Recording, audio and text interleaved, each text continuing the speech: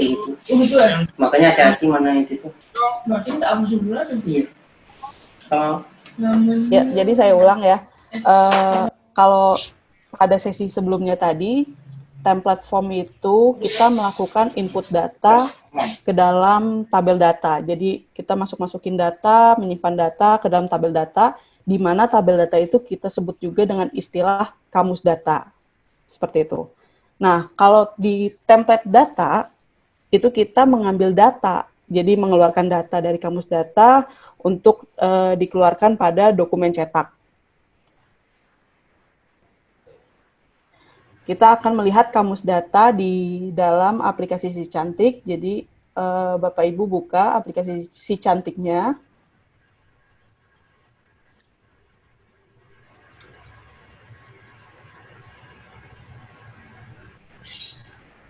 Kamus data itu kita bisa lihat di menu setting, lalu buka form dan data, lalu buka kamus data. Di sini ada kamus data.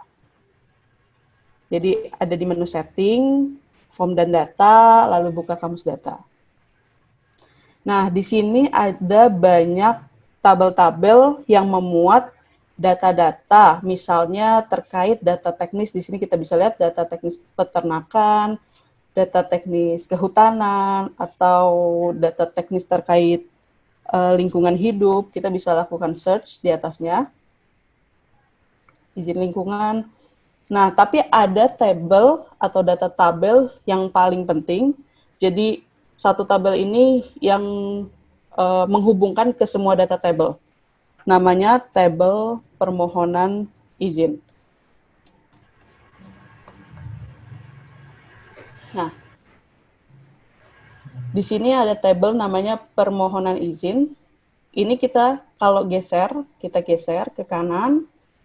Ini ada 3 tombol ya. Tombol pertama itu kita melihat isi dari data table tersebut apa aja, ada kolom apa aja. Terus yang kedua ini melihat data terkait permohonan izin itu sendiri atau data yang tersimpan dalam tabel tersebut. Jadi misalnya yang biasa kita gunakan itu tombol mata. Jadi kita buka dulu tombol mata sebagai contoh.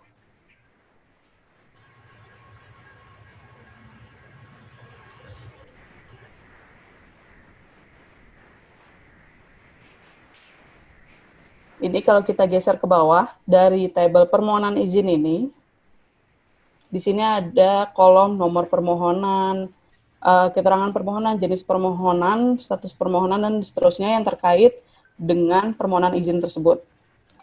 Setiap tabel itu mempunyai kolom, di sini tidak kelihatan, dia punya kolom namanya ID. Jadi tabel permohonan izin ini punya kolom namanya ID, di mana kolom ID itu dipakai di tabel-tabel lainnya. Sebagai contoh, ini kita batalkan, kita buka misalnya ke data teknis peternakan. Kita geser kembali ke kanan, lalu buka dengan tombol mata ini. Seperti yang saya bilang tadi, di tabel permohonan izin ada kolom namanya ID, tapi itu tidak kelihatan di depan sini.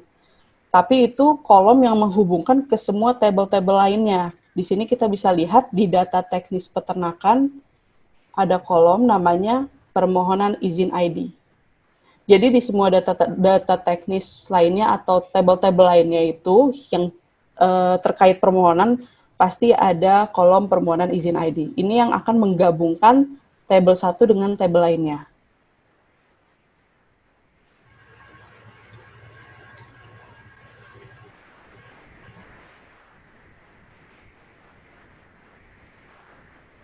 Ada pertanyaan sampai sini?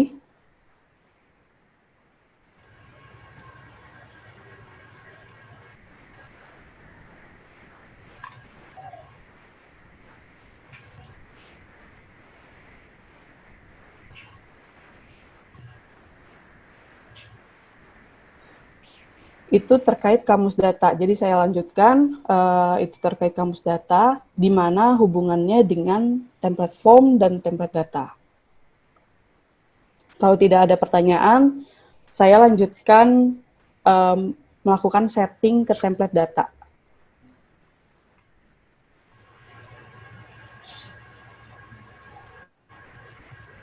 Jadi pertama yang harus dilakukan adalah kita buka menu setting, form dan data, lalu kita pilih template data.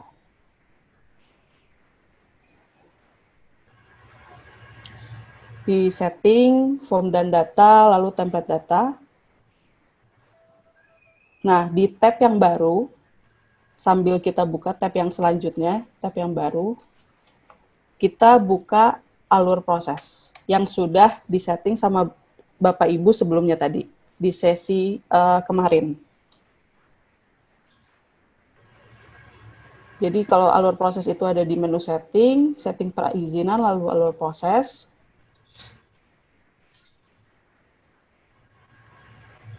Di sini coba saya cari.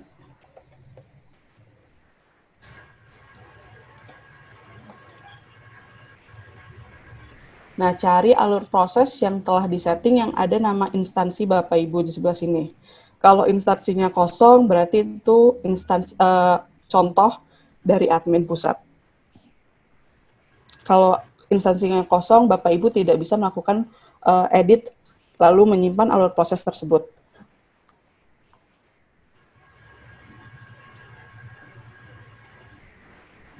Yang selanjutnya kita lakukan adalah kita melakukan edit pada alur proses yang telah disetting sebelumnya di sesi kemarin. Kita buka dengan tombol pensil. Pastikan alur proses yang diedit yang sudah ada nama instansi Bapak Ibu. Lalu kita cari proses yang memiliki tautan report. Jadi ada tautan report, 1, terus ada 2, 3 termasuk sign report, 4, 5.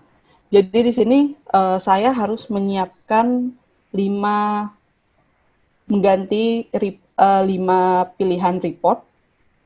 Kalau misalnya alur proses Bapak Ibu ada lebih dari 11 tahapan, berarti menyesuaikan, cari yang tautannya ada penulisan report. Itu yang kita siapkan untuk template datanya.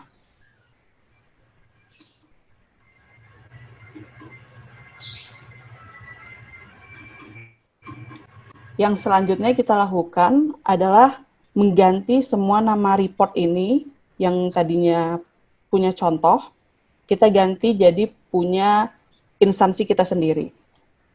Caranya bagaimana? Kita kembali ke tab sebelumnya, kita harus menyiapkan tanda terima berkas.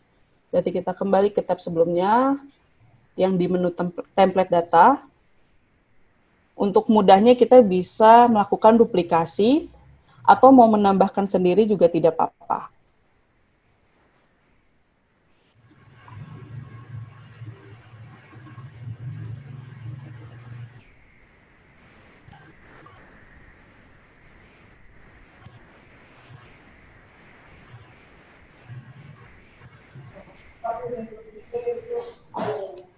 Nah, kita cari contoh template data untuk tanda terima berkas. Tanda terima berkas. Nah, misalnya ada cari yang instansinya masih kosong, boleh diduplikat. Ini kita duplikat dari sini, kita coba duplikat. Lalu diklik iya.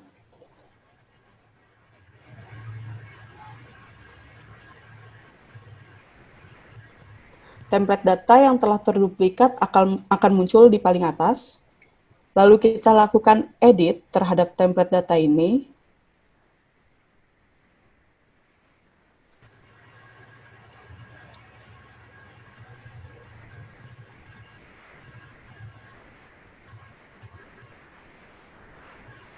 Kita ganti nama template datanya, disesuaikan. Misalnya template data tadi saya menyiapkan untuk cetak tanda terima berkas, lalu saya tambahkan dengan nama instansi Bapak Ibu, provinsi kabupaten kotanya, biar memudahkan dari admin jika membutuhkan pertolongan untuk men-tracing error. Jadi misalnya saya tambahkan di sini BIMTEK Online. Bapak Ibu di sini bisa menambahkan misalnya nama kabupatennya, atau nama kotanya, atau nama provinsinya, nama instansinya. Ini sekedar contoh.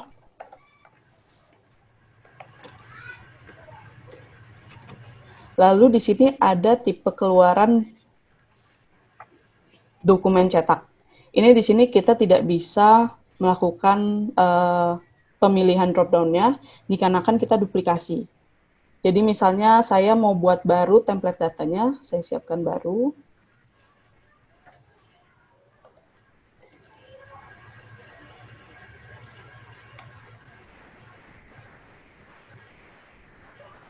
Kalau saya siapkan baru template data, kita akan bisa memilih tipe keluaran yang ada di sini.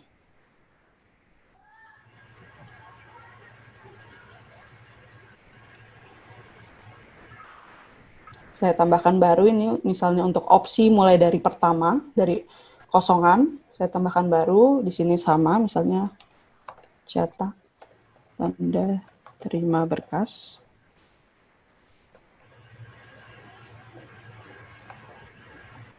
Di sini kalau saya pilih tipe keluaran ini akan muncul beberapa tipe keluaran. Jadi biasanya kalau tipe keluaran yang paling umum dipakai itu ada dokumen cetak untuk cetak izin, cetak tanda terima berkas, cetak SKRD, dan hasil cetak yang hasil output yang mengeluarkan bukti cetaknya. Lalu di sini ada JSON. JSON ini biasanya dipakai untuk membuat web service. Jadi nanti kita melakukan pemilihan data, lalu di sini nanti akan terbentuk, kalau kita sudah mengklik si buat, dia akan terbentuk suatu URL web service yang bisa digunakan untuk menarik data dari si cantik ditampilkan di platform lain. Itu untuk tipe keluaran JSON. Kita kembali kepada dokumen cetak yang kita akan siapkan. Nah, di sini ada tombol output sebagai PDF. Output sebagai PDF ini, saat kita melakukan proses transaksi, dia akan mengeluarkan outputnya PDF. Jadi sudah dikonversi otomatis menjadi PDF, sedangkan kalau kita tidak nyalakan ini, dia akan mengeluarkannya masih dalam bentuk Microsoft Word atau DocX. Ini bisa dinyalakan. Lalu kita bisa mengupload contoh template sesuai instansi Bapak Ibu. Jadi misalnya kalau di sini sudah ada contohnya, saya lakukan download dulu.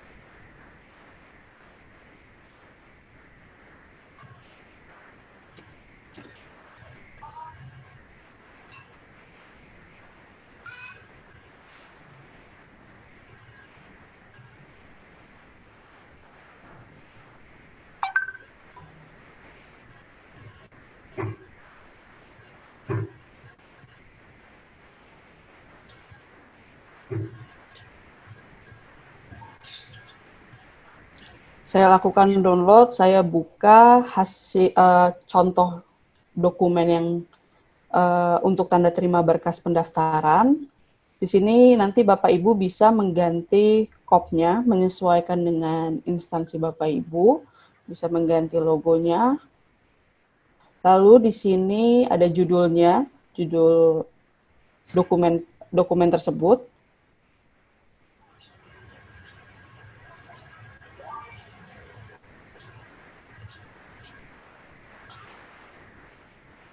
Lalu kita masuk ke dalam data. Nah, kalau kita lihat di sini ada nomor, nama, alamat, dan seterusnya. Lalu ada juga penulisan menggunakan dolar, lalu kurung kurawal, TTBP, underscore nomor underscore permohonan, lalu tutup kurung kurawal. Nah, yang bentuknya seperti ini, yang diawali dengan dolar dan kurung kurawal dan ditutup dengan kurung kurawal juga itu datanya data dinamis. Jadi artinya dia akan berubah-berubah sesuai data yang tersimpan dari database-nya si Cantik atau dari penyimpanan dari kamus datanya. Kalau yang misalnya bentuknya seperti ini, nomor, nama, dia bentuknya akan statis, bersifat statis, jadi nggak akan berubah. Kalau kita lihat lagi, jadi ini juga tidak akan berubah, ini tidak akan berubah. Ini akan mengikuti penanggalan sesuai yang ada di database si Cantik. Begitu pula semua variabel yang menggunakan dolar. Jadi sebagai mudahnya yang diawali dengan dolar itu datanya akan berubah. Intinya seperti itu. Lalu pertanyaannya, bagaimana saat melakukan proses transaksi data ini akan berubah manual atau otomatis? Jadi jawabannya itu akan berubah otomatis. Pengambilan datanya itu kita siapkan dari halaman kelompok data. Di sini ada bagian kelompok data.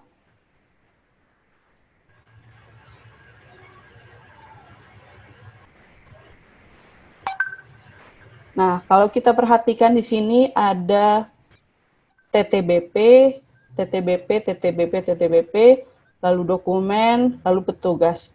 Jadi, kata pertama dalam setiap variabel ini, dia merujuk pada kelompok data penamaan label di sebelah sini.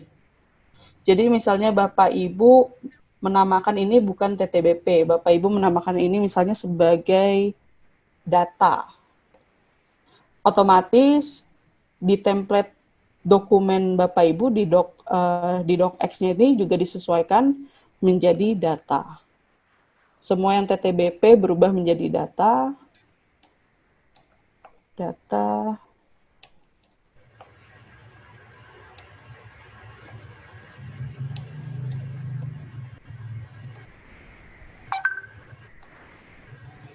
Nah, begitu pula dengan label dokumen dan petugas. Di sini ada label dokumen.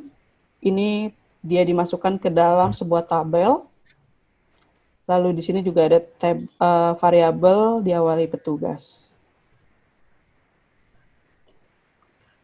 Itu terkait label. Yang kedua, di kolom kedua itu ada namanya tipe. Jadi di sini kalau kita klik, itu ada pilihan plural dan singular. Perbedaannya adalah kalau kita memilih tipe plural, hasil data yang akan dimunculkan itu lebih dari satu, bisa lebih dari satu.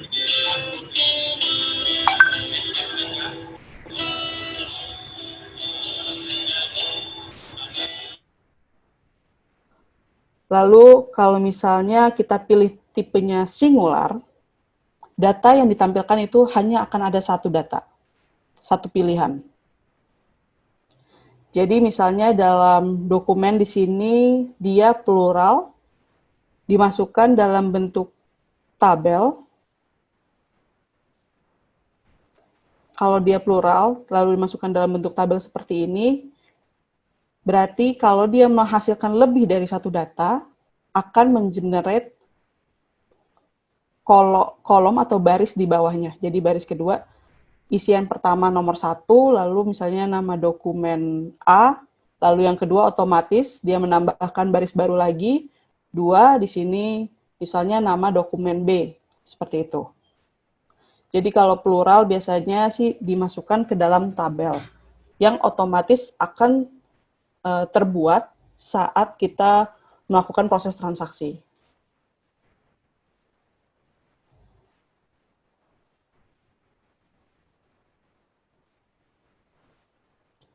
Yang selanjutnya itu ada petugas dengan tipe singular. Dia akan memunculkan hanya satu nama petugas. Di sini ada petugas underscore nama. Lalu begitu juga dengan data. Kita pilih tipenya singular. Berarti hanya akan ada satu data yang akan dimunculkan.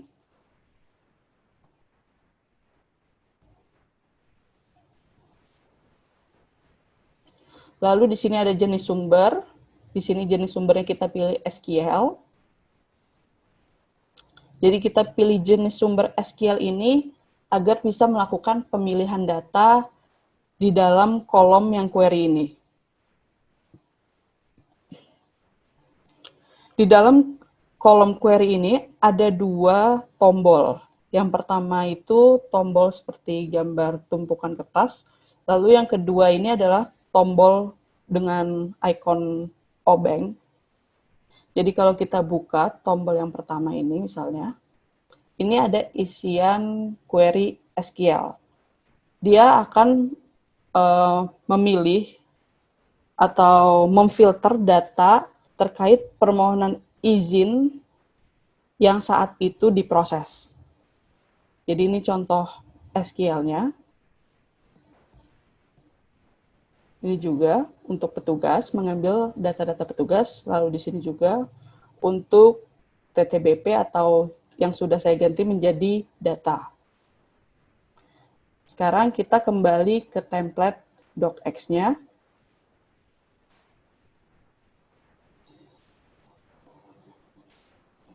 Di sini ada data yang label tadi sudah saya ganti di depan di kelompok data. Lalu ada nomor permohonan.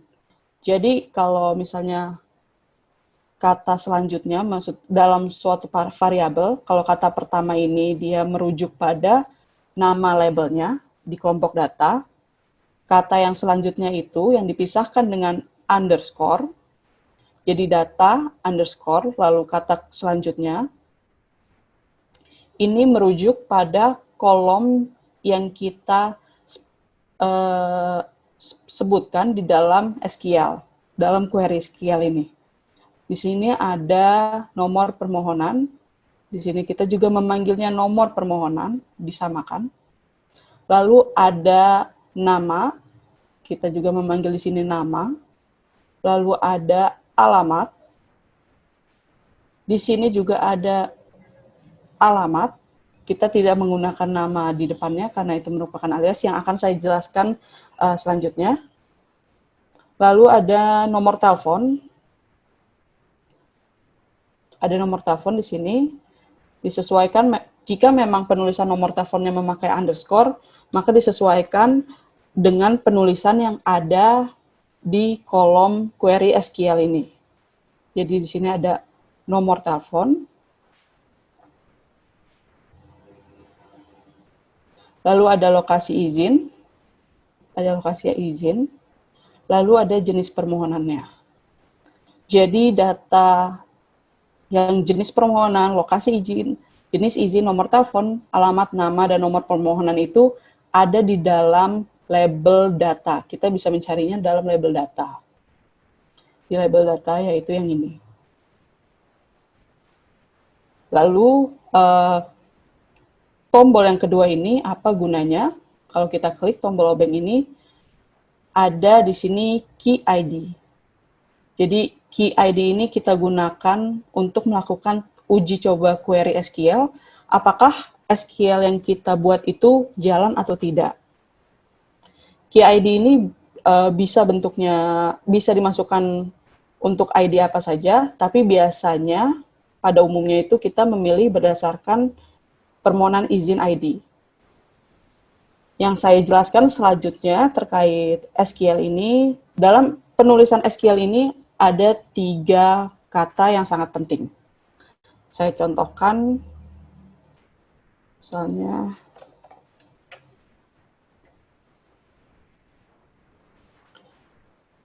tiga kata dalam SQL ini yang sangat penting adalah select, from, where. Jadi kalau select ini kita akan memilih kolom apa saja yang akan ditampilkan. Untuk lebih mudahnya sambil kita membuka kamus data.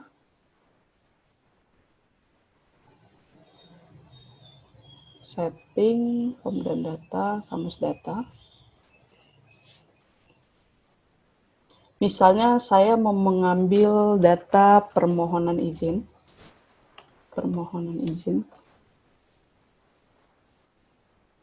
Saya buka, permohonan izin punya kolom apa saja.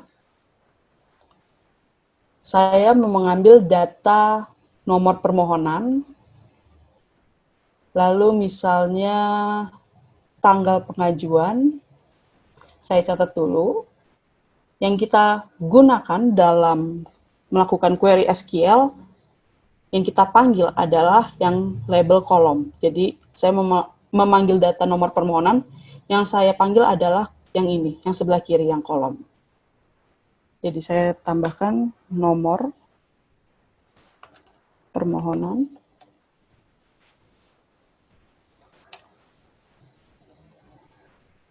From, kata-kata from ini dari tabel yang mana? Jadi tadi kita ngambilnya dari data table permohonan izin. Yang kita tuliskan di setelah kata-kata from itu adalah permohonan izin yang ini, bukan yang labelnya. Jadi nama data tabelnya yang diisi. Permohonan izin. Lalu di kata selanjutnya itu ada kata-kata where. Where itu artinya yang mana yang mau kita ambil. Jadi seperti yang saya bilang sebelumnya, di data table ini ada kolom ID. Jadi ID dari permohonan izin yang bersifat unik untuk setiap proses transaksi. Jadi satu transaksi nanti akan punya hanya ada satu ID permohonan. Di sini kita bisa tambahkan where ID sama dengan $key ID. Nah, di sini $key ID ini yang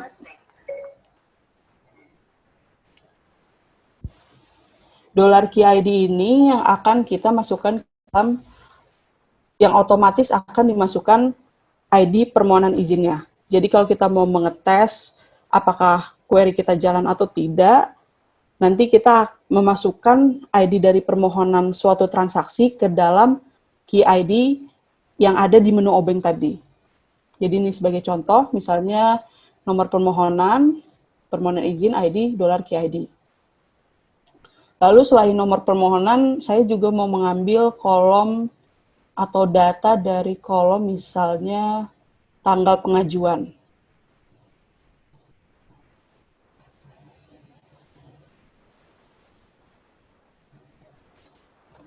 Kalau untuk menambahkan kolom lain yang kita inginkan untuk dikeluarkan pada template data tersebut, datanya, kita tambahkan koma saja, lalu panggil kembali nama kolom yang kita inginkan. Tanggal pengajuan.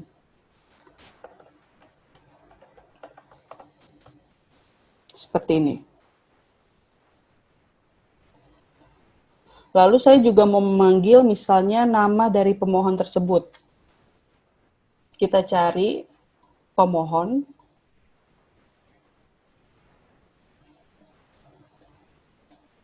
Ternyata nama pemohon tidak ada, tapi di sini kita punya yang terkait dengan pemohon, yaitu pemohon ID. Jadi di sini kita akan belajar menggabungkan dengan tabel lain.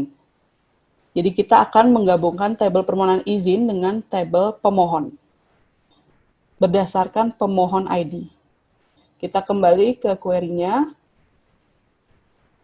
Kalau menggabungkan, kita gunakan satu kata lagi, kita tambahan kata, yaitu left join. Left join ini artinya menggabungkan dengan tabel apa? Kita mau menggabungkan dengan tabel pemohon, misalnya. Saya mau buka kamus datanya terlebih dahulu.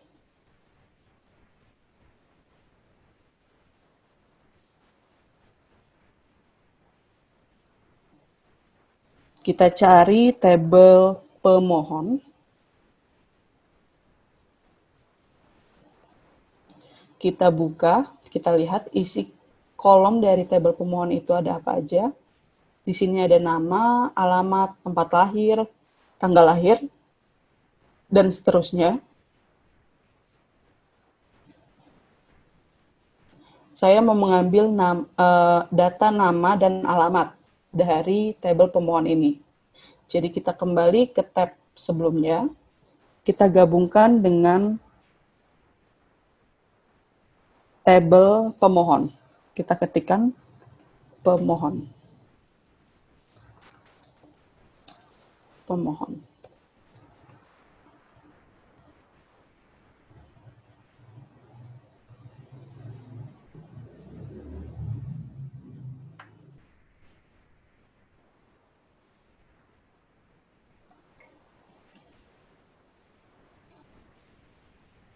Di tabel ini, di tabel pemohon, saya mau mengambil nama dan alamat. Jadi kita tambahkan lagi, koma, nama,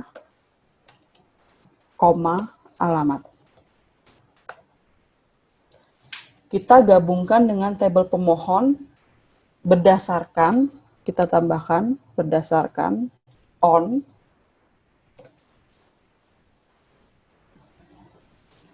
pemohon ID. Jadi pemohon ID ini kita dapatkan dari data tabel permohonan izin. Ada kolom namanya pemohon ID. Pemohon ID. Berdasarkan kolom ini kita ambil.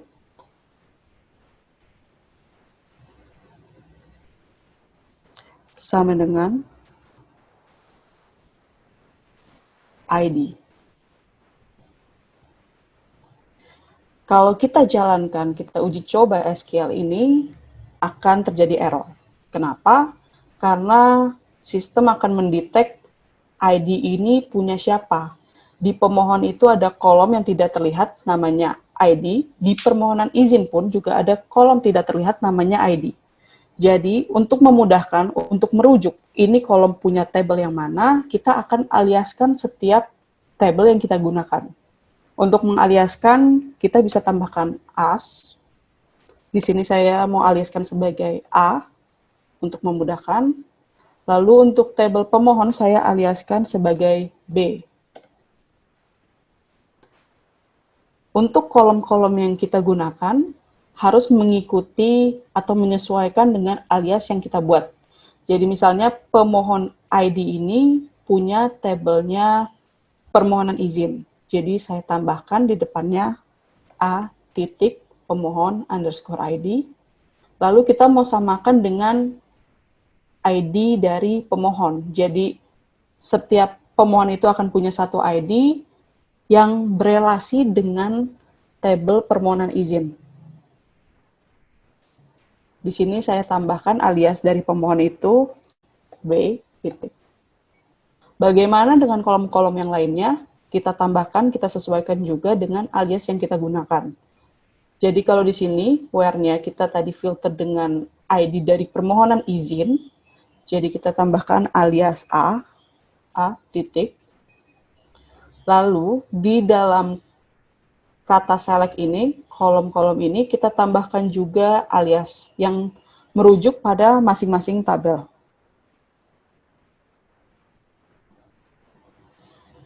Berarti ini menjadi A titik. Lalu tanggal pengajuan ada di tabel permohonan izin A titik. Tapi nama dan alamat ada di tabel pemohon. Jadi kita tambahkan sesuai dengan kolom tersebut berada. B titik. Lalu di sini juga B titik. Ini untuk melakukan join dua tabel.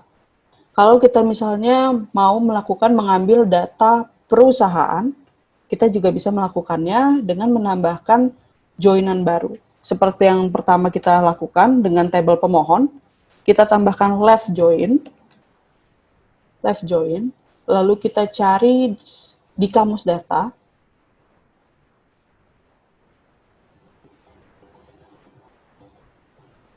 Lalu kita cari di kamus data ini misalnya nama tabel perusahaan.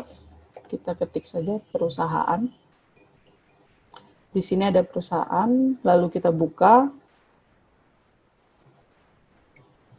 Saya mau mengambil misalnya nama perusahaannya saja. Nama data tabelnya perusahaan. Kita kembali ke query-nya, kita tambahkan di sini left join perusahaan. Untuk memudahkan lagi, saya tambahkan alias. Misalnya D, bebas aliasnya. Boleh ABCD, boleh dinamakan perusahaan atau yang lebih singkatnya lagi, boleh, itu bebas. Yang penting disesuaikan dengan alias saat melakukan pemanggilan kolom-kolomnya. On, berdasarkan, kita cek di permohonan izin ini, di tabel permohonan izin, karena tabel permohonan izin ini tabel utama,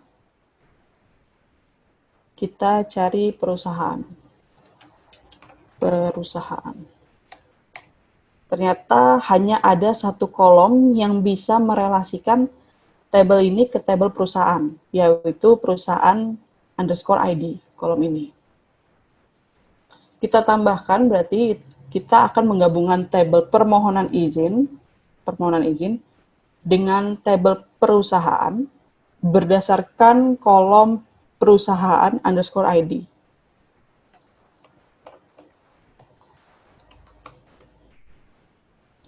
Kolom ini merujuk pada tabel permohonan izin.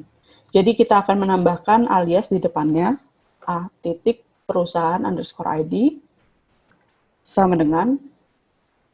halnya dengan pemohon, perusahaan ini juga mempunyai kolom ID yang tidak terlihat. Jadi kita tambahkan ID, di mana ID ini merujuk pada tabel perusahaan. Jadi kita tambahkan alias yang sesuai, D titik. Misalnya ini saya mau simpan, saya simpan.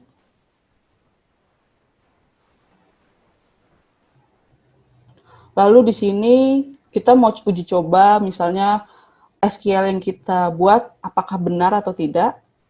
Saya tekan tombol obeng ini. Lalu saya masukkan key ID. Key ID ini apa? Key ID ini bisa apapun, tapi yang paling umum adalah ID permohonan izinnya. Di mana saya bisa dapatin ID permohonan izinnya? Kita harus melakukan suatu transaksi terlebih dahulu atau suatu permohonan untuk izin yang telah disetting. Saya contohkan untuk melakukan tesnya, untuk mengambil ID permohonannya dari mana.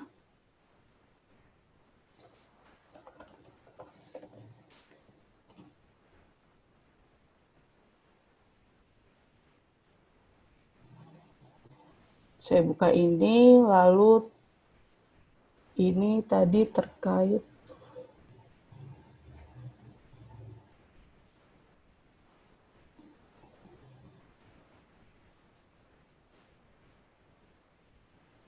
saya ambil dari menu proses permohonan.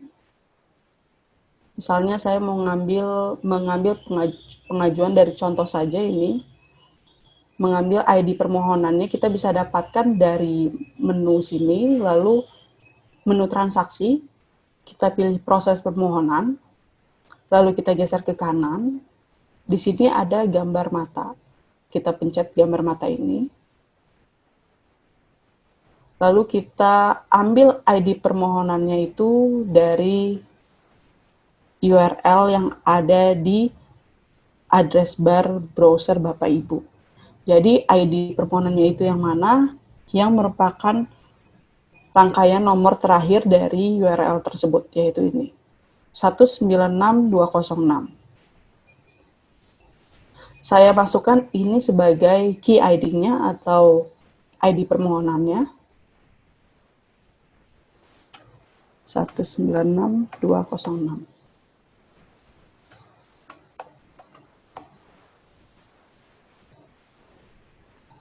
Lalu saya lakukan atau klik tombol run. Di sini kita bisa geser ke bawah.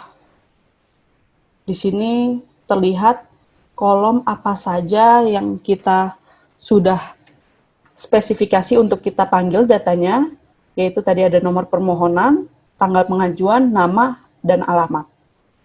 Di sini ada isiannya, sesuai yang sudah didaftarkan pada saat melakukan proses permohonan. Kalau kita mau menambahkan kolom lainnya, kita bisa tambahkan lagi di sini. Belum kita tambahkan nama perusahaan. Saya mau menambahkan nama perusahaan. D titik nama underscore perusahaan. Kalau namanya seperti ini, sepertinya kepanjangan. Saya ingin aliaskan menjadi lebih pendek, menjadi lebih singkat. Kita dapat melakukannya dengan menambahkan as menjadi perusahaan. Lalu kita simpan.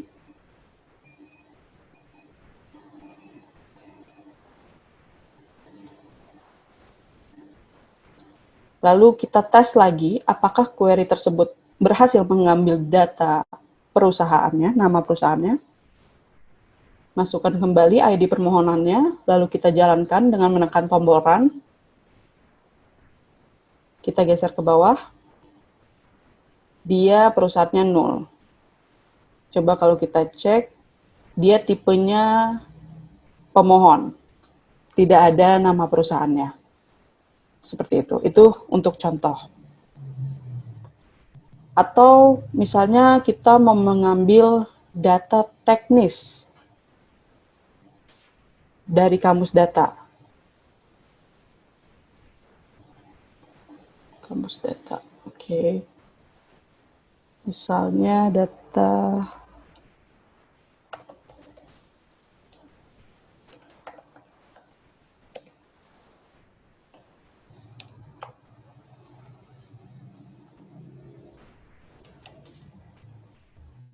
misalnya saya mau mengambil data teknis PU, karena tadi di sini terkait pada proses transaksi, contoh proses transaksi itu terkait dengan jenis izinnya IMB.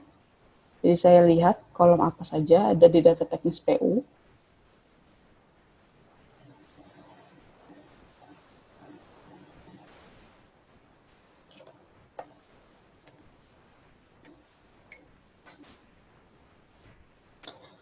Jika kita mau mengambil data dari data lain, selain berdasarkan kolom pemohon ID, perusahaan ID, untuk data teknis ini kita berdasarkan permohonan izin ID. Jadi kalau kita lakukan pencarian, permohonan underscore izin underscore ID. Jadi kita mendapatkan data teknis terkait berdasarkan ID permohonannya. Saya tambahkan lagi di query yang sebelumnya. Ternyata yang tadi bukan tipe perusahaan, saya ganti. Saya left join dengan data teknis PU. Yang kita ambil adalah nama data table-nya, bukan labelnya. Jadi yang kita copy data teknis PU.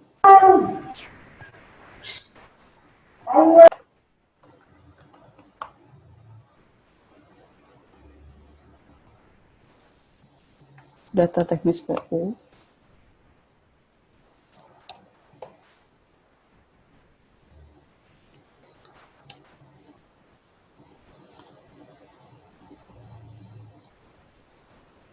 Berdasarkan apa kita gabungkan dengan tabel utamanya, yaitu permohonan izin, on,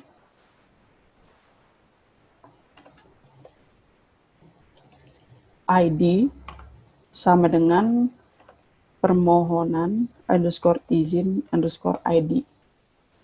Jadi ID di sini berdasarkan ID dari tabel utama, yaitu permohonan izin. Kita tambahkan aliasnya di depan, A.ID. Lalu disamakan dengan kolom permohonan izin ID. yang kita rujuk kepada tabel data teknis PU yang sebelumnya sudah dialiaskan dengan D. D titik. Lalu kita mau mengambil data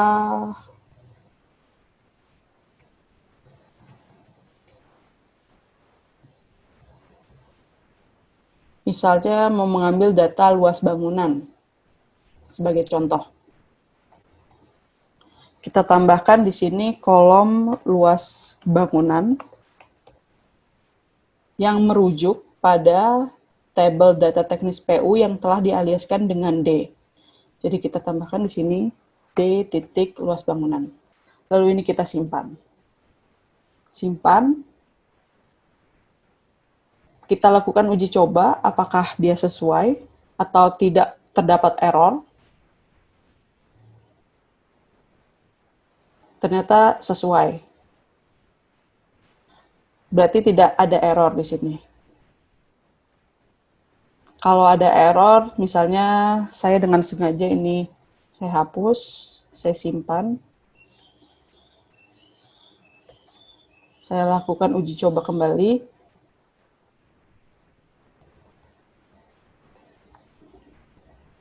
Berarti kalau misalnya tetap jalan, kolom luas bangunan ini hanya ada di satu tabel. Seperti itu.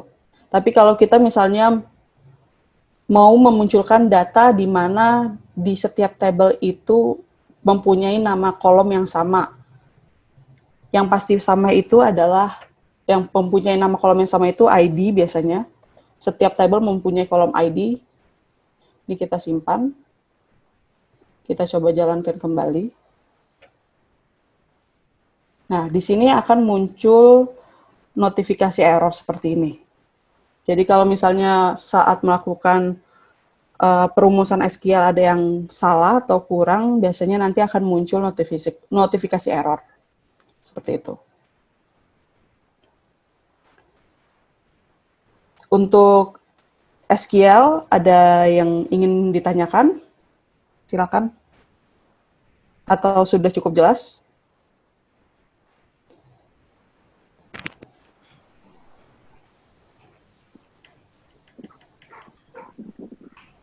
Mohon izin Mbak Sambas. Ya, silakan Pak. Berarti untuk setiap tabel itu standarnya memang ada kolom ID yang tidak terlihat Mbak ya?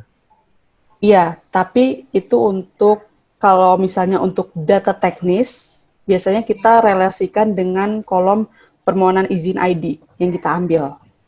Oh. Jadi nanti selain tabel utama itu kayak pemohon, tabel perusahaan, atau tabel permohonan izin, itu memang ada ID-nya yang biasanya dipakai secara ganti-gantian yang sering-sering dipakai. Tapi kalau untuk data-data di tabel lain, misalnya data teknis lingkungan, data teknis PU, atau data teknis tata ruang, atau mungkin rekomendasi atau tembusan, itu nanti ada kolom permohonan izin ID. Seperti itu, Pak. Makasih, Mbak. Ya, sama-sama. Izin bertanya, Mbak. Yuk, Sambas duluan.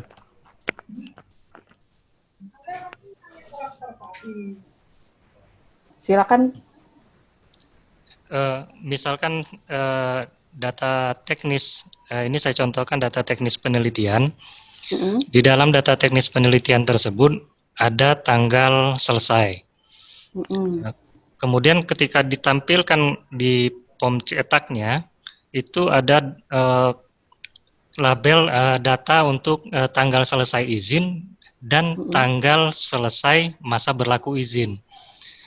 Ini pernah saya akali untuk di-split dengan label yang berbeda. Yang satu di label untuk dokumen, yang satu di label untuk izin.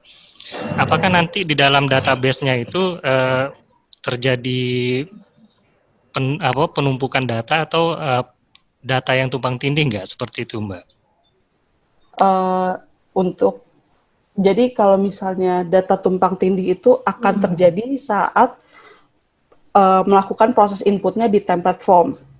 Jadi kalau di template form itu misalnya ada 2 kanvas, di dalam satu template form ada 2 kanvas yang merujuk pada data table yang sama. Jadi data table pertama itu mengisi ke data teknis penelitian, lalu di kanvas kedua itu juga mengisikan ke data table yang sama, ke data teknis penelitian juga. Itu di situ akan terjadi penumpukan gitu. Akan tumpang tindih, akan ada data yang teroverride, akan data yang langsung disimpan sesuai dengan kanvas yang kedua, seperti itu. Tapi kalau misalnya di template form tidak ada terjadi seperti itu, maka di template data pun datanya hanya satu. Jadi itu sesuai dengan apa yang kita masukkan saat melakukan proses penginputan data di template form. Jelas, Kak, Pak? Oke, maksudnya seperti ini, Mbak. Contoh di data teknis penelitian tersebut, kan ada data tabelnya itu di dalamnya ada tanggal selesai. Ketika di pencetakan, kita buat di situ misalkan data underscores tanggal selesai, yang satu lagi izin underscores data selesai. Itu terhadap pelabelannya. Yang terhadap dokumen izin yang tanggal selesai, itu saya coba pakai current date. Yang satu lagi hasil dari entry ketika di template form. Apakah saya coba kemarin itu jalan, apakah itu terhadap di dalam database-nya ada berpengaruh atau enggak? Seperti itu, Mbak. Karena sebenarnya kalau ini berarti dalam konteks template data, saat Bapak melakukan pemanggilan terhadap current date, dia hanya akan menampilkan data tanggal saat proses terjadi.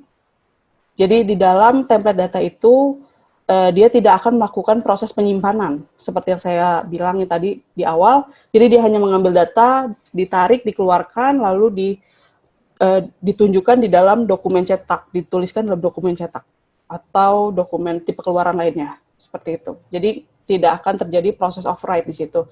Kalaupun terjadi proses override, berarti ada kesalahan saat melakukan input data, yaitu pada proses template form. Seperti itu, Pak. Oke, makasih, Bu. Terima kasih. Iya, sama-sama. Iya, silakan.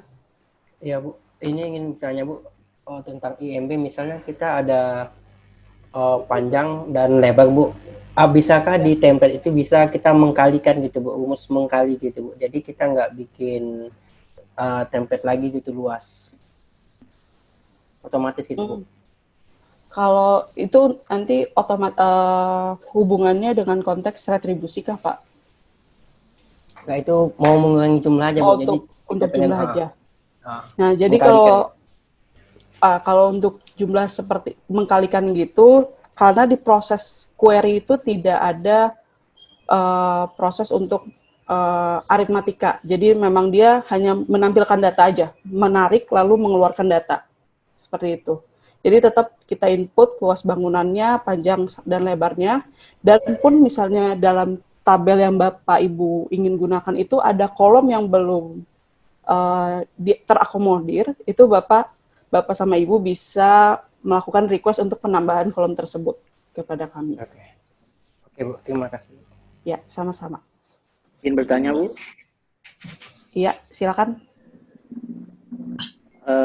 Ini saya ada template data yang gunanya itu untuk mencetak surat tugas.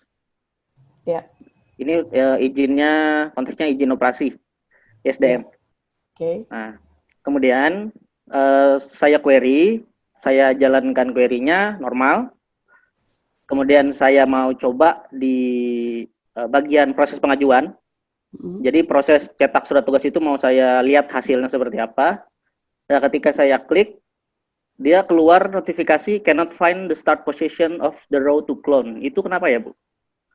Berarti ada di dalam cetak surat tugas itu berarti ada data yang tipenya plural, bukan, Pak? Data yang tipenya ada. Data timnya berarti, ada. Iya, berarti kemungkinan dari situ, Pak. Ya, itu ya. Nanti mungkin bisa diinfokan lagi untuk errornya seperti apa, karena kalau secara lisan tadi kurang jelas, jadi enaknya di screenshot, nanti di Ah, screenshot dikirimin, kita bantu. kirim ke grup ya. Ya, silakan Pak. Oke, terima kasih Bu ya. Ya, sama-sama. Nah, itu kalau untuk saya lanjutkan, itu kalau untuk tipe singular. Jadi kalau untuk tipe plural seperti perwakilan dari Kalteng tadi menanyakan, sama sebenarnya. Nanti dengan query, contoh query seperti ini nih, untuk mengambil data persyaratan, dia akan otomatis mengisikan terhadap tabel. Jadi kalau tipe plural itu pastikan kita siapkan di template docx-nya itu dalam bentuk tabel, agar dia otomatis terisi. Dia mau pakai mau pakai border, mau tidak pakai border silakan. Yang penting dia ada dalam bentuk tabel. Jika tidak ada dalam bentuk tabel, datanya tidak akan muncul. Seperti itu. Nah, saya lanjutkan lagi. Misalnya ini template Bapak Ibu sudah disesuaikan. Misalnya ini saya sudah ganti, misalnya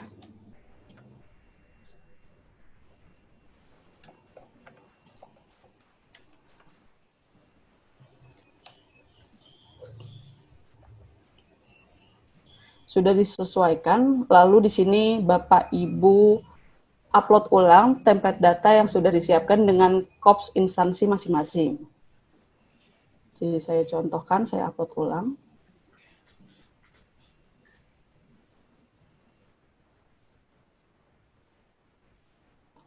Berarti kalau ada notifikasi seperti ini, berarti itu berhasil diupload. Lalu jangan lupa untuk mengklik perbarui untuk menyimpan perubahannya. Karena saya tidak memakai label test, jadi saya ini hapuskan. Saya perbarui. Nah, ini untuk template data cetak tanda terima berkas. Mbak, Ya, silakan. saya bisa tanya Mbak, dari Kabupaten Lahat. Ya, silakan. Ini kan di dalam apa tadi itu di dalam cetak tanda terima berkas ya Mbak ya. Ya. Ada jenis permohonan. Jenis permohonan kan baru, perpanjangan atau perubahan, gitu ya. Ya.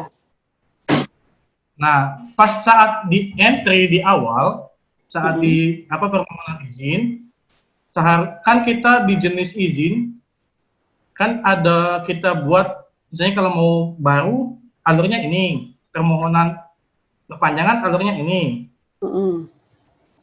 Nah, kalau kita entry di awal, kalau di transaksi itu kan di permohonan izin, dia itu malah duluan memilih ininya Mbak, jenis permohonannya. Seharusnya saat kita entry duluan jenis izin yang kita membuat, kan baru tersedia apa yang kita sudah setting, kayak baru perpanjangan.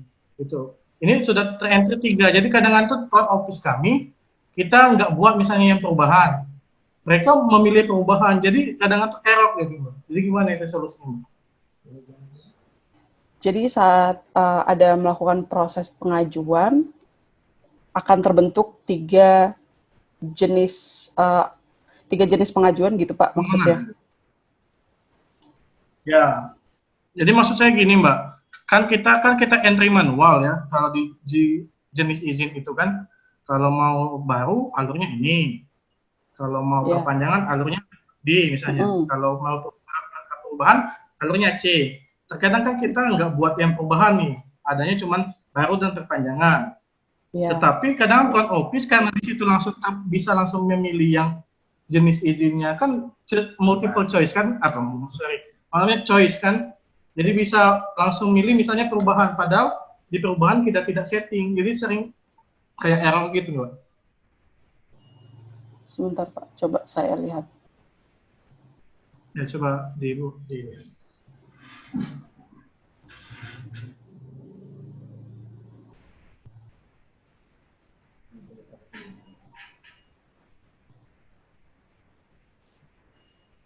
Nah, kan ada, nah itu kan sudah milih duluan dia, Mbak. Jenis permohonan ini baru maksudnya. Ya, misalnya itu kan kita setting manual kan di jenis izinnya kan. Baru Ya. misalnya alurnya A, kalau Mm-mm. perubahan alurnya. Terkadang itu kan kita cuma menyeting dua, misalnya baru dan perubahan. Ya, Tetapi oke. di jenis permohonan tadi ada perpanjangan gitu loh. Jadi tiga pilihan itu muncul semua. Oh, Saat jadi yang terbentuk diteruskan nggak masuk gitu. ada 3 permohonan seperti itu maksudnya. Auto, padahal kita nggak setting tiga-tiganya misalnya. Cuma setting dua misalnya. Mm-mm. Ya. Oh, maksudnya jenis ini yang muncul otomatis ada 3 seperti itu maksudnya, Pak.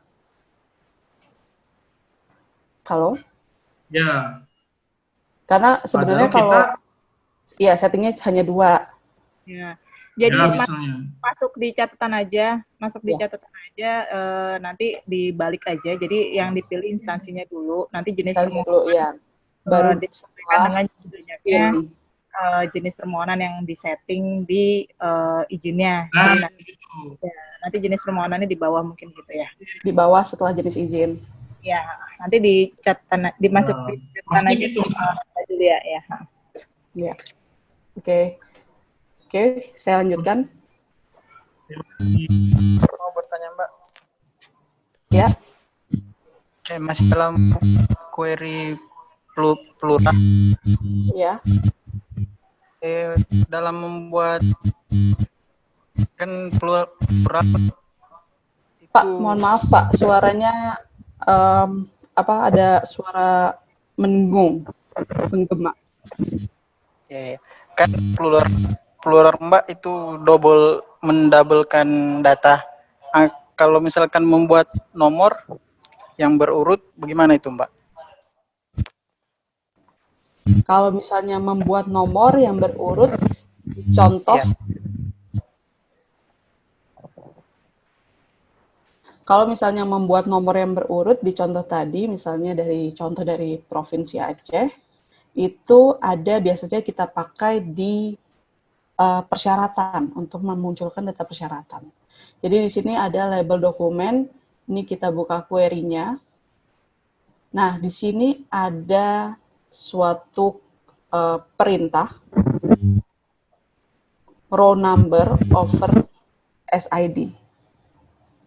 Jadi setiap ID ini setiap baris penghitungan baris akan kita panggil dialiaskan sebagai ID.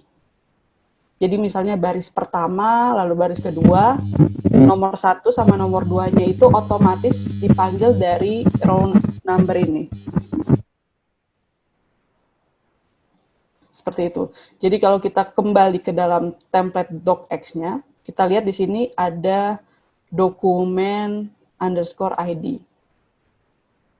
Jadi dokumennya itu nama labelnya, lalu kita panggil alias atau kolomnya itu, yaitu ID. Di sini ada row number over SID. Jadi ini akan otomatis melakukan penomoran terhadap baris atau jumlah data yang muncul. Misalnya yang muncul 3, berarti akan ID-nya itu nanti yang muncul dalam docx-nya itu 1, 2, 3. Seperti itu. Sudah cukup jelas untuk penomoran otomatis untuk tipe plural.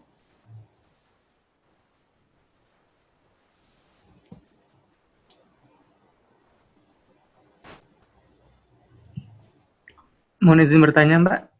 Ya, silakan. Itu di template data kan pada tipe keluaran ada 4 ya, Mbak. Ada 4 pilihan, sama combo grid of service, Ya. dokumen cetak, JSON sama XML. Bisa dijelasin nggak, Mbak, keempat itu nanti digunanya pada saat seperti apa? Nah, jadi kalau misalnya tadi kita buat template data dari baru, ini saya duplikasi ini.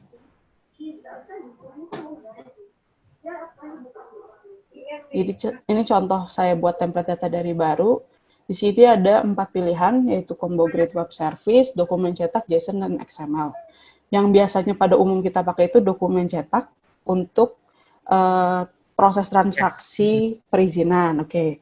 Nah, kalau JSON ini dia akan memunculkan data dalam bentuk JSON. Biasanya digunakan untuk integrasi kepada web lain. Misalnya saya mau mengambil rekap data perizinan dari si cantik atau tracking permohonan lah yang biasa pada umumnya.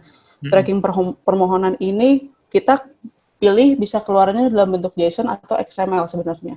Tapi kalau XML ini biasanya pada masa sebelumnya. Kalau yang sekarang itu ya, kalau masa sekarang itu biasanya umumnya memakai JSON untuk API-nya. Nah, seperti itu untuk JSON. Nah, kalau Combo Grid Web Service ini biasanya untuk pilihan bentuknya untuk diisi cantik, misalnya saat proses kemarin setting pegawai atau coba saya cari dulu. Contohnya itu seperti yang itu ya, yang select web service itu ya? Ya, untuk select WS. Oh, gitu. Misalnya ini.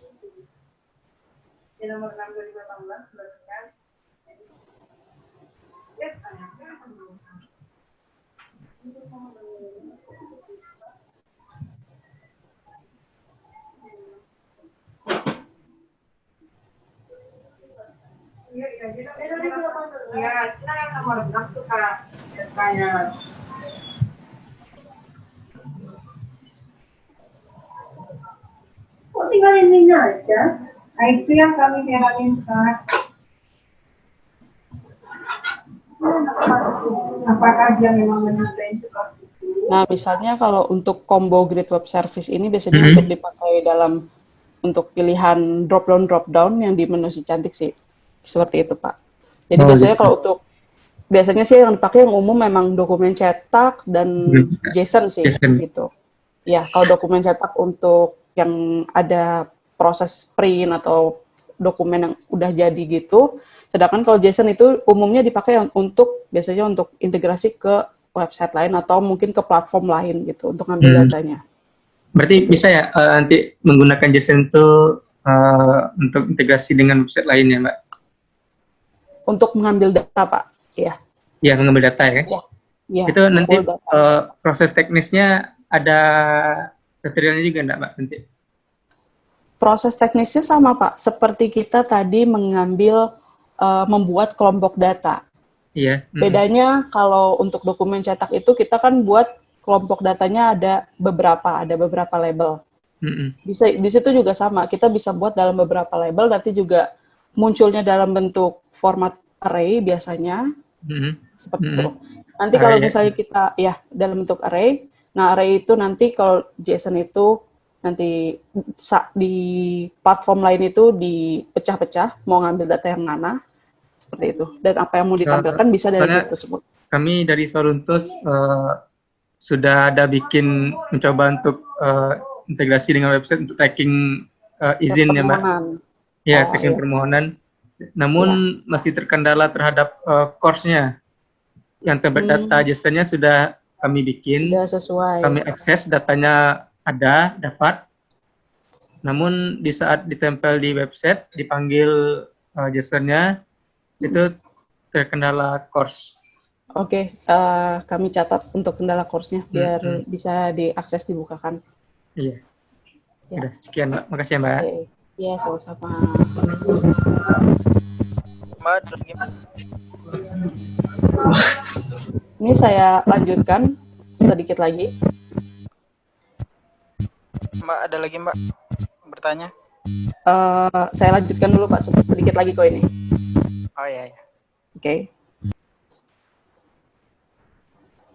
Nah, selanjutnya jika template data yang sudah kita upload sesuai dengan doc-nya dan sesuai dengan kelompok datanya, kita simpan, perbarui, lalu kita masuk ke dalam alur proses yang kita setting. Masuk ke dalam alur proses itu ada di menu setting, lalu setting perizinan, lalu masuk ke menu alur proses. alur proses yang sudah dibuat sebelumnya, misalnya tadi sudah ada. Nah, ini misalnya punya saya masih contoh. Saya edit lagi. Di sini saya ganti semua reportnya menjadi punya saya. Jadi tadi nama tanda terima berkas saya itu agar memudahkan ada namanya BIMTech Online, jadi mudah memilihnya. Pastikan untuk memilih dari pilihan di bawahnya. Jadi kita tidak ketik manual. Kalau kita ketik manual, nanti prosesnya tidak akan bisa menyimpan di sini. Nah, untuk kasus ini, saya baru menyiapkan satu contoh report, satu tanda terima berkas. Bapak Ibu nanti siapkan semua report untuk setiap tautan, lalu semua di alur prosesnya ini kita ganti menjadi report punya kita. Untuk memudahkan, kita duplikasi dulu. Untuk memudahkan, jadi kita tidak akan melakukan setting ulang di alur proses, kita akan misalnya ada kendala error, kita hanya akan men-tracing atau membetulkannya di template datanya saja, tidak akan mengubah lagi di alur prosesnya. Selanjutnya ini ada cetak draft izin, saya cari template cetak draft izin.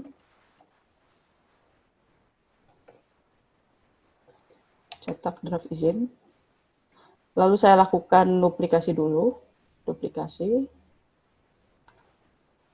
Saya edit, cetak draft izin. Saya ganti, disesuaikan dengan nama jenis izinnya dan instansi Bapak Ibu. Ini saya perbarui dulu.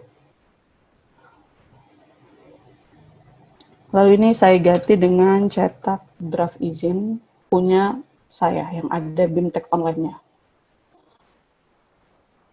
Begitu pula dengan sign report di sini, lalu yang cetak izin, jenis, dan cetak tanda terima izin. Jadi kita lakukan lagi duplikasi terhadap untuk 3 proses yang tautannya report. Seperti itu. Nanti jangan lupa jika sudah diganti semuanya dengan template data yang kita punya, yang udah bukan contoh lagi, yang sudah nama kabupaten, kota, atau provinsi kita sendiri, kita lakukan perbarui. Ya, silakan kalau ada yang mau bertanya. Mbak, yang tadi. Ya. Di kan ada 4 tadi, Mbak. Select, from, join, sama web. Di sini saya lihat ada satu lagi, Mbak, upper, fungsinya apa itu ya? Bentar, Pak. Kenapa, Pak? Dalam query tadi, Mbak, bilang ada 4. Select, from, left click, sama where. Terus query yang saya lihat ini ada upper, itu fungsinya apa, Mbak? From, where, buat huruf besar, buat huruf. Kalau ada fungsi upper itu biasanya dia mengambil itu komen dari perintah dari SQL sih, Pak, seperti itu. Jadi itu bawaan dari SQL, biasanya kita bisa cari komen itu atau perintah itu gunanya buat apa.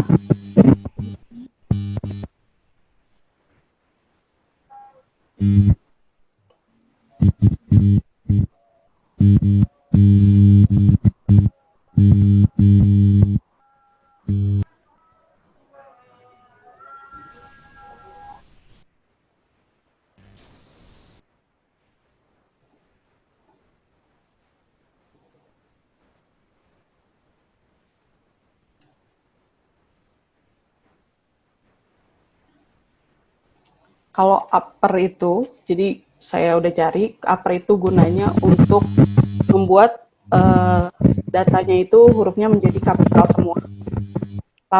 Lawan dari perintah itu adalah lower. Jadi di sini ada misalnya select, kalau tadi ada nama, saya mau pakai perintah upper, saya gunakan seperti ini. Nama. Jadi misalnya nama saya ini Julia, Julianya itu dalam bentuk Julia, nanti hasil di template datanya akan menjadi Julia, karena saya pakaikan perintah upper, seperti itu. Lawan jenisnya itu lower. Misalnya nama saya di sini Julianya seperti ini, saya ketikkan saat melakukan pengajuan, ini akan menjadi seperti di template datanya di saat dilakukan proses akan menjadi huruf kecil semua, Julia.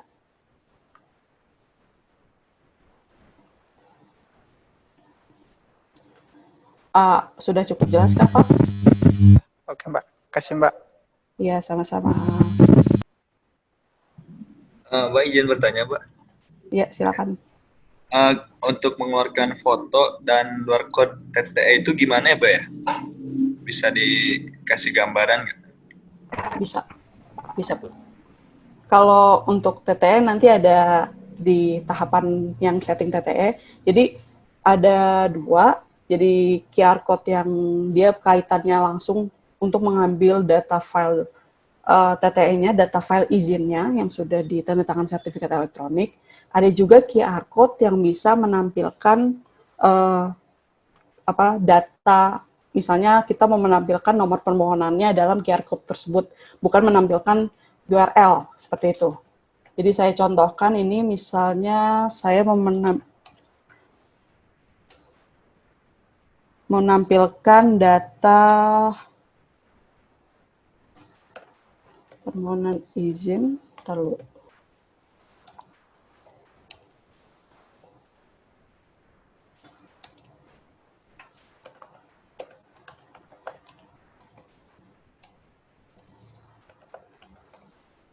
saya mengambil data nomor permohonannya, nomor permohonan, tapi saya mau tampilkan dalam bentuk QR code, itu bisa kita aliaskan langsung, jadi ada kata kunci yang dia bisa bikin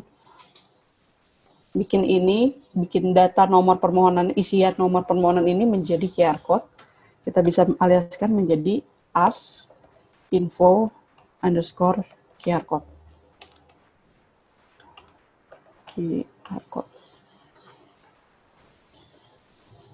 Nah, dengan kita aliaskan menjadi seperti ini, nanti saat melakukan proses transaksi, ada QR code yang muncul, saat kita scan, yang akan keluar adalah nomor permohonannya. Jadi misalnya saya contohkan, sebelum kita lakukan proses transaksi, kita pastikan dulu, kita uji coba apakah SQL-nya memang berjalan atau tidak, ada error atau tidak.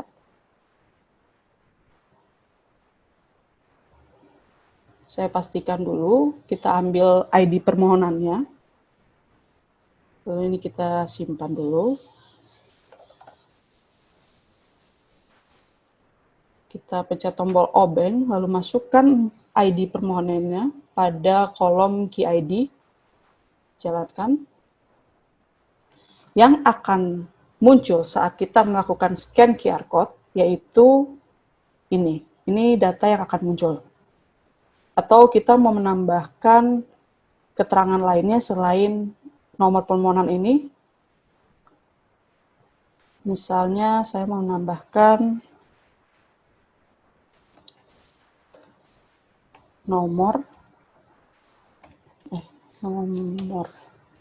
nomor titik spasi.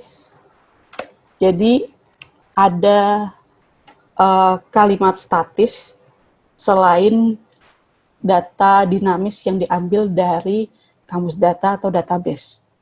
Kalau mau melakukan penambahan data statis atau kata statis itu, kita bisa mulai dengan tanda kutip, single quote, lalu isikan, misalnya saya di sini contohkan misalnya nomor, lalu ditutup lagi dengan tanda kutip single quote, lalu digabungkan dengan tanda horizontal ini 2 kali. Kita lakukan simpan. Kita pencet lagi obengnya. Kita masukkan nomor permohonannya. Kita geser ke bawah. Nah, akan seperti ini munculnya kalau kita scan QR code-nya. Seperti itu. Untuk info QR code ini sudah cukup jelas. Jelas, Mbak. Terima kasih.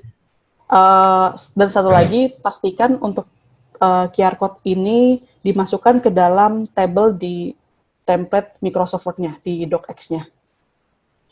Jadi nanti di docx-nya ini misalnya ditambahkan, kalau tadi saya nulisnya $_test_info_QR code, tutup. Pastikan variabel ini dimasukkan ke dalam suatu tabel.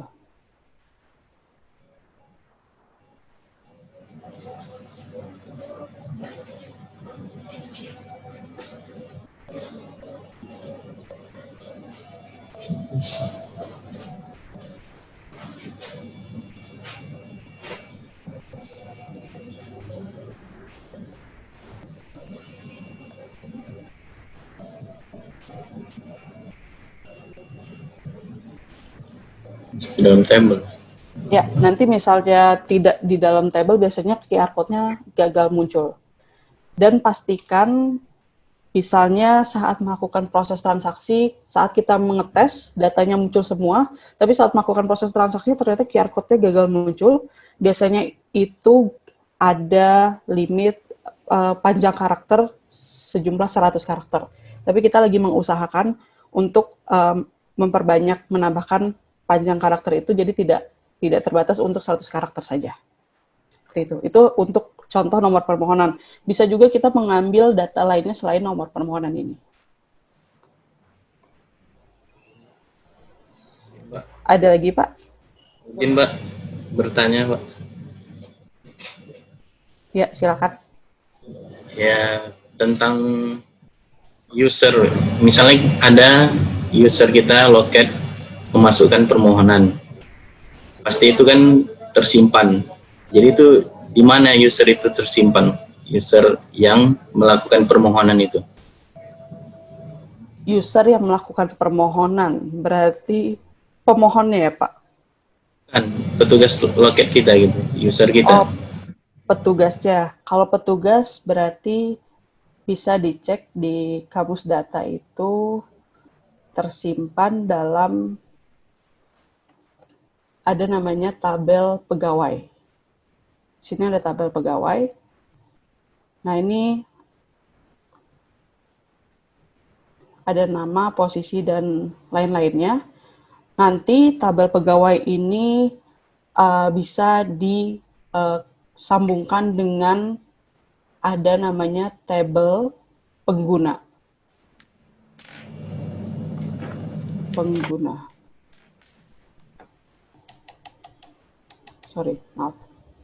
Jabatan, master jabatan. Jadi berdasarkan jabatannya yang mengambil. Misalnya jabatannya yang mengambil itu dari front office. Nah, nanti itu di data table pegawai ini ada kolom jabatan, ID dari jabatannya. Di sini juga di materi BIMTech itu, di link BIMTech, ada file yang isiannya itu terkait ERD. Jadi kalau saya tampilkan, ERD ini dia yang menggambarkan keterhubungan tabel-tabel satu dengan yang lainnya. Jadi seperti yang saya bilang tadi, ini tabel permohonan izin, ini yang utamanya dia menghubungkan ke tabel data teknis, pemohon, jenis izin, dan lain-lain, persyaratan. Lalu kalau kita scroll lagi ke bawah, kita geser lagi ke bawah, terus di sini ada tabel pegawai yang terhubung dengan master jabatan, unit, golongan kepangkatan, pegawai detail, dan lain-lainnya. Seperti itu. Hubungan pegawai itu ke permohonan izinnya ada, Mas? Hubungan tabel pegawai dengan permohonan izin. Jadi kalau misalnya tabel pegawai dengan permohonan izinnya itu ada namanya petugas yang melakukannya.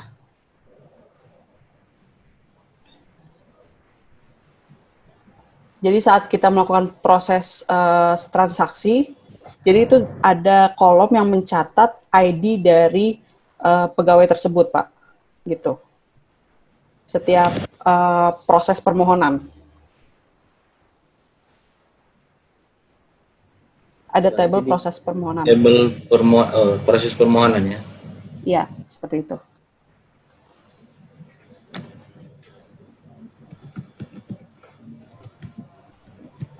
Ada lagi pertanyaan? Permisi Mbak. Ya. Halo, dari Singkawang Mbak. Ya, silakan Pak. Ya mau nanya masalah pegawai. Selama ini ada nggak web service-nya untuk metode POS Mbak? Ini kan selama ini hanya get aja untuk tracking permohonan atau tracking berkas seperti itu kan? Ada nggak untuk misal POS? Jadi kita bisa menggunakan website lain, tapi menggunakan API-nya si Cantik seperti itu. Terima kasih. Menggunakan API si Cantik untuk melakukan permohonan atau untuk melakukan apa, Pak? Misal login pemohon ataupun membuat request izin atau membuat izin seperti itu. Jadi kan membutuhkan API POS, metodenya POS seperti itu, Mbak. Terima kasih. Iya. Saat ini sih API yang disediakan untuk GET, Pak, gitu. Jadi untuk emang melakukan penarikan data. Oke, terima kasih, Mbak. Iya, sama-sama.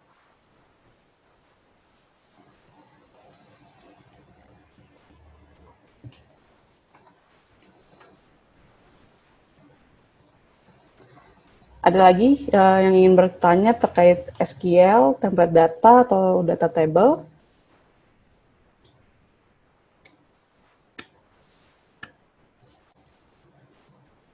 Untuk link materi kemarin ada di s.id di sini, s.id BIMTek si Cantik untuk link materinya. Semuanya termasuk IRD yang tadi saya tampilkan. Jadi itu bisa dilihat-lihat IRD-nya sambil dibuka-buka kamus datanya sebagai iseng-iseng kerja dari rumah biar tidak boring atau tidak bosan. Nah, selamat, Mbak. Mau nanya lagi, ya. Mbak. Saya kan kemarin itu sama tadi pagi nggak ikut ya masalah alur proses ya. Integrasi si Cantik dengan OSS itu integrasinya seperti apa, Mbak? Terima kasih.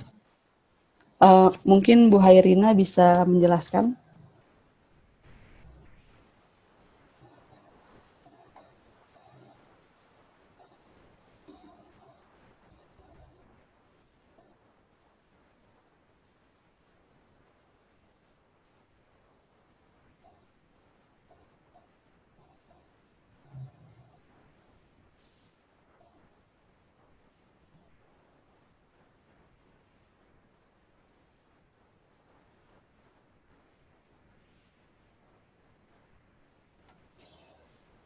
Sepertinya Bu Hairina sedang online. Jadi sebenarnya kalau untuk integrasi saat ini sih kita lagi melakukan uji coba untuk izin lokasi sih Pak, seperti itu. Oh, seperti itu ya Mbak ya. Soalnya di sini kita selalu ditanya kan, saya yang setting si Cantik ini Mbak. Katanya udah bisa integrasi dengan OSS seperti itu. Provinsi udah bilang bisa, padahal dalam praktikalnya sendiri saya juga belum menemukan integrasinya seperti apa. Kalau memang udah ada, ya boleh di-share sih Mbak. Terima kasih. Kalau sekarang sih emang sedang tahap uji coba. Nanti kalau misalnya ada perubahan atau kita ada update sistem, biasanya kita notifikasi semua bahwa ada perubahan, daftar perubahannya apa saja. Jadi mungkin ada fitur-fitur baru atau mungkin dari bug-bug sebelumnya atau error sebelumnya biasanya kita lakukan pemberitahuan seperti itu sih Pak. Jadi biar jelas semuanya apa yang ada dan masih dalam pengembangan seperti itu. Oke, terima kasih Mbak. Iya, sama-sama.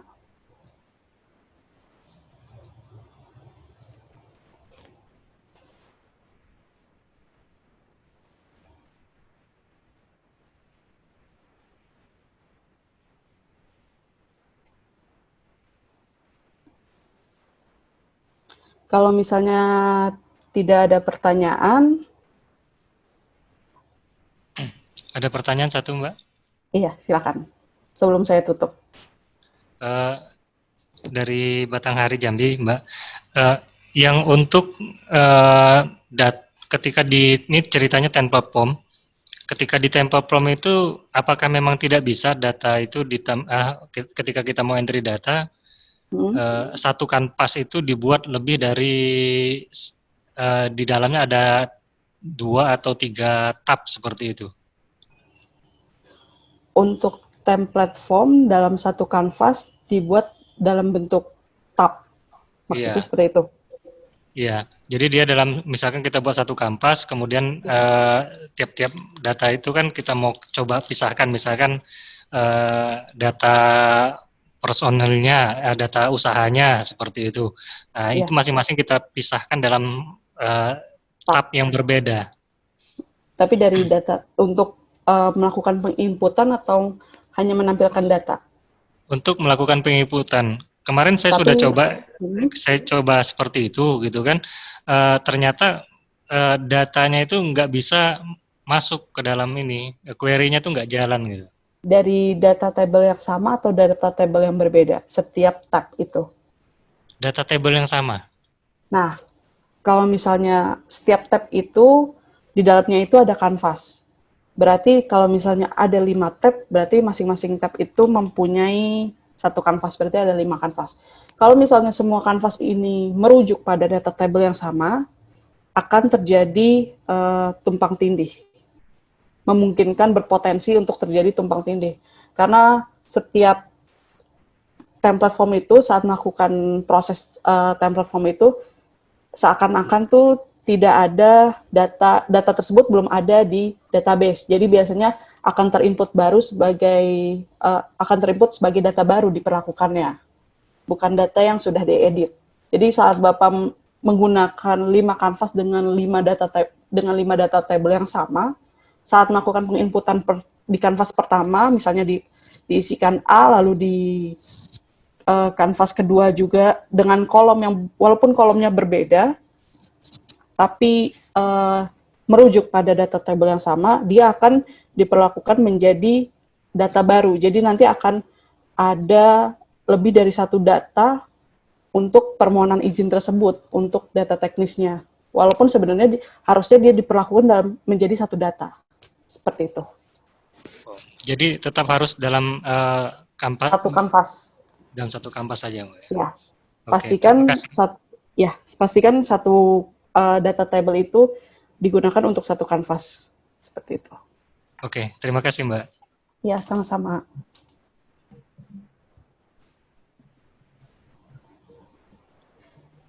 Ya, kalau misalnya tidak ada pertanyaan lagi, kami... Mbak. Mau nanya, Mbak? Ya. Ya, dari Kabupaten Bangka Laut, Mbak. Ya. Ini saya punya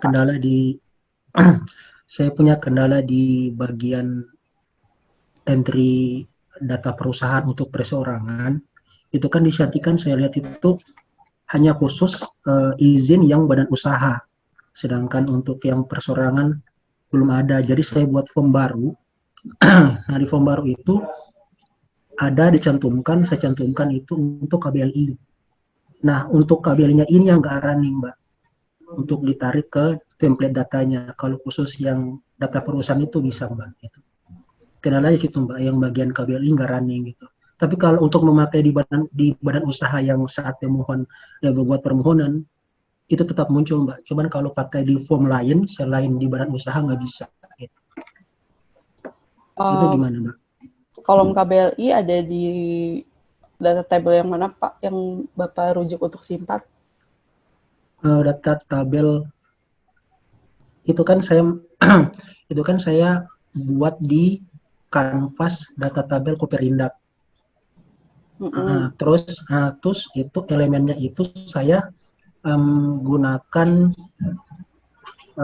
KBLI dari data Koperindak itu, elemen KBLI. Terus elemen KBLI-nya itu saya buat kayak WS si cantik kalau nggak salah itu, untuk mencari KBLI-nya itu kayak bidang usaha dan jenis usaha gitu, Mbak. Gitu. Terus saya manggil sesuai query yang yang sudah ada, tapi itu nggak bisa juga menyesuaikan yang badan usahanya itu. Errornya apa yang muncul di template data, Pak? Errornya itu pertama error, terus dapat solusi, bukan error Mbak, cuman data yang muncul bukan KBLI-nya tapi ID-nya gitu. ID-nya bukan KBL-nya yang diinput, tapi ID yang lain. Malah ID yang lain itu beda dari KBLI tersebut. Mungkin kayaknya sepertinya harus dicek di query-nya, Pak, seperti itu. Kalau error yang sebelumnya munculnya terkait apa itu? Kalau error-nya itu paling raw numbers itu, kayak raw numbers itu nggak connect di tabel. Kalau terkait raw number itu hanya perintah dari SQL-nya. Jadi dia tidak ada hubungannya dengan data yang diisi cantik. Jadi misalnya ada 5 data, isiannya A, B, C, D, E, terus ditambahkan di select itu ada raw number over SID, misalnya seperti itu, dia akan otomatis si ID, yang ada label ID-nya itu, yang variabel ID akan menyesuaikan kalau ada 5 baris atau 5 data, dia akan menjadi 1, 2, 3, 4, 5. Jadi 1A, 2B, 3C. Jadi raw number itu dia tidak terkait sama data dari saat penginputan di si cantiknya, dia itu perintahnya aja gitu. Mungkin itu ada data pemanggilan kolomnya yang kurang sesuai, seperti itu. Berarti harus dicek lagi di query-nya, Pak.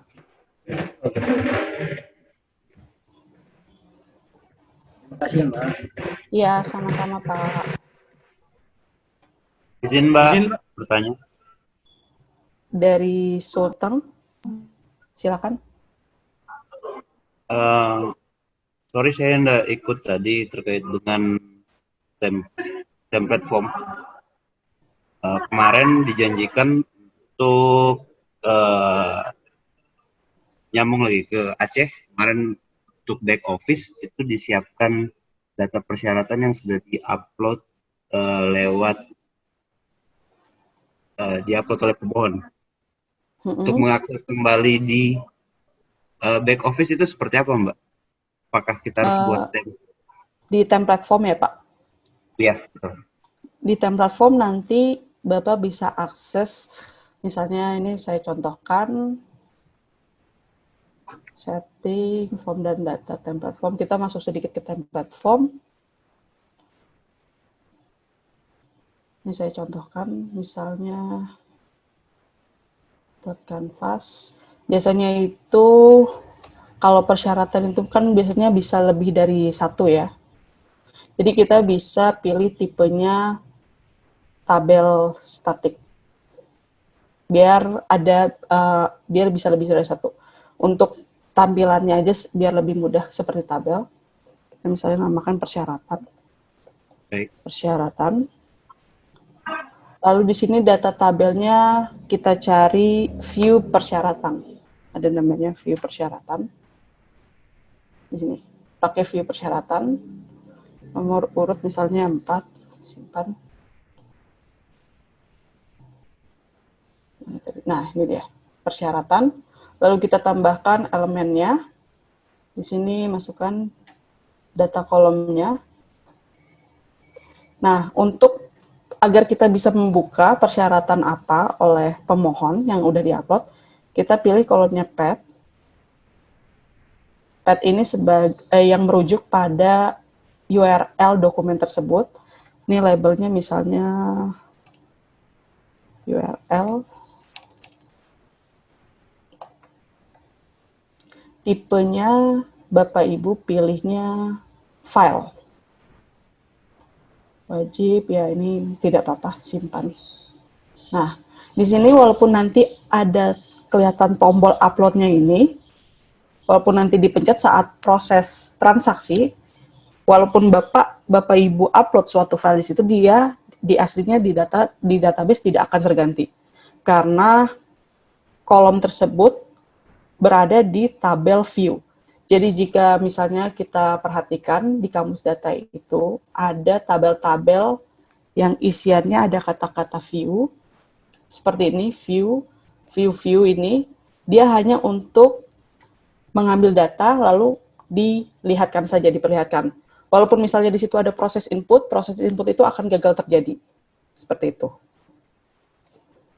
Jadi kesimpulannya untuk nama tabel view hanya untuk di-read, enggak untuk di-write. Betul. Walaupun misalnya kita melakukan penguploadan untuk file ini, walaupun ada icon upload, dia tidak akan terjadi penguploadan. Penguploadan itu pasti gagal. Karena kita merujuknya ke tabel view. Gitu. Baik, cukup jelas. Terima kasih. Ya, sama-sama. Oke. Kalau sudah tidak ada pertanyaan lagi, sesi terkait kamus data dan template data ini akan kami tutup. Kami sudahi dulu. Mohon maaf bila kurangnya ada kesalahan kata atau kekurangan. Wassalamualaikum warahmatullahi wabarakatuh. Waalaikumsalam warahmatullahi Waalaikumsalam warahmatullahi wabarakatuh. Jangan lupa share videonya. Ya, recordingnya akan kami share videonya, Mbak ya. Ya. Ya, modulnya Bu, kok yang detail kalau bisa. Modulnya itu ada di s.id BIMTech si cantik, Pak. Nanti saya sisipkan juga deh di di post recordingnya. Oke. Terima kasih. Terima kasih Bu. Ya, sama-sama. Terima kasih, Mbak. Terima kasih ya, Mbak. Ya. Jangan lupa makan. Ya, Pak.